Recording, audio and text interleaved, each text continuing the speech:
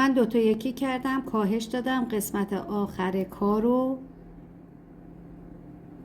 میام به این صورت دونه میگیرم،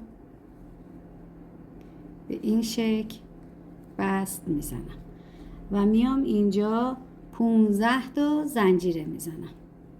پس سر کارمون جمع شد به این صورت و 15 تا زنجیره میزنیم. خب برای دهن این عروسک ما میایم از حلقه جلویی، ما حلقه پشتی رو اومدیم بافت زدیم که این قسمت بالای کار رو بافتیم. الان از حلقه جلوییش میایم وصل میشیم و دور تا دور کار رو به این صورت میبافیم. خب دوستان دور تا دور لب رو بافتیم.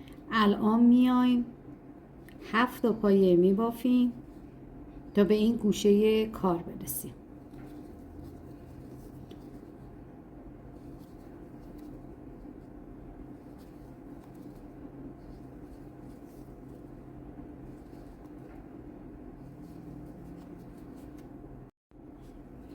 خب برای دهن این عروسک ما میایم از حلقه جلویی، ما حلقه پشتی رو اومدیم بافت زدیم که این قسمت بالای کار رو بافتیم. الان از حلقه جلوییش میایم وصل میشیم و دور تا دور کار رو